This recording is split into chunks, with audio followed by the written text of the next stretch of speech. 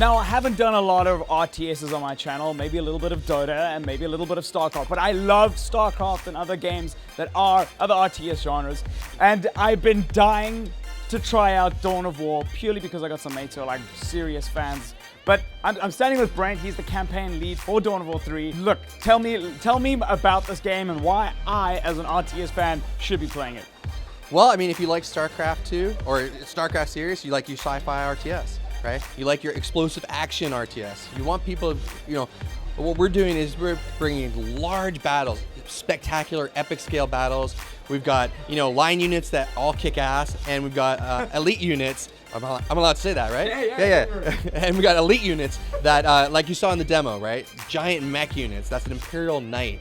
She's gigantic, and she kicks major butt on the battlefield. So yeah, we think that mixture of spectacular battle and really great controllability, yeah, we think there's an open door for you. Okay, tell me a little bit more about the units, because that was one of the biggest things I saw in the demo that's very different to what I'm used to. They seem to be, instead of all the units being the same size or similarly sized, scale seems to be playing a big role in the game. How does that work? Well, it's one big way that we're communicating sort of the power of the units. The Space Marines that you were looking at, they field the fewest units on the field of battle compared to like the Eldar or the Orcs, which are the two other races we have in our campaign.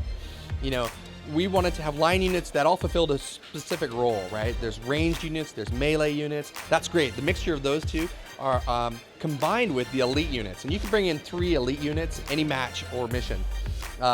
You saw 3 of them in the demo: Assault Terminators, Gabriel Angelos, and the Imperial Knight. They all have different cost to power ratios.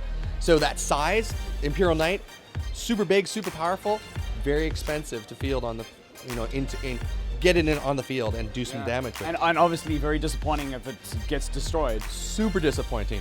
Although at that point there's a cooldown timer, so you don't have to pay this cost again. You just have to wait. And so, but what else sets like the Dawn of War series apart from other RTSs?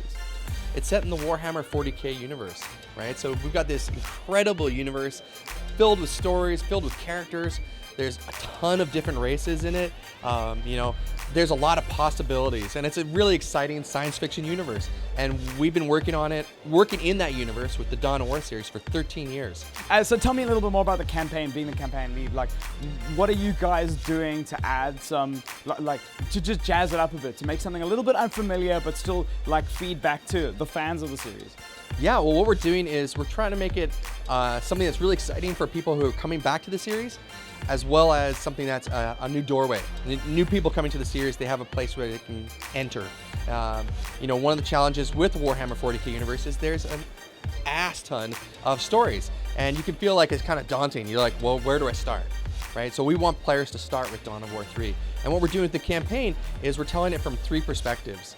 So, when you're playing the campaign, you got Gabriel Angelos, who's like the chapter master of the Blood Ravens, very important chapter of the Space Marines. And we're going to tell the story from his perspective. And there's an equivalent to his character for the Orcs and for the Eldar. And so we're going to go through this epic campaign, right? It's going to be awesome, but we're going to go between their perspectives all the time. So Space Marines in Mission 1, Orcs in Mission 2, Eldar in Mission 3, and back. So the things you do in one mission, you'll see the results of in the next mission, and it's going to be sort of this rotating perspective, which I think will tell it's a new way of doing the story. It's like Pulp Fiction. Yeah, exactly. You're facing it up. Yeah, that's a great reference. Like, it would be awesome if we can hit the Pulp Fiction target. That'd be wicked.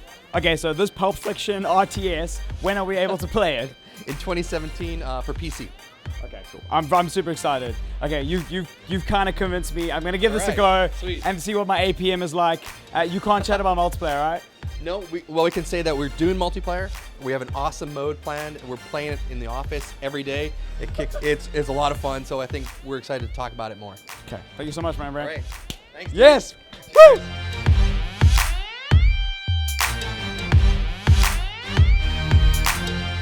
And say hi to Canada for us. All right. Hi, Canada.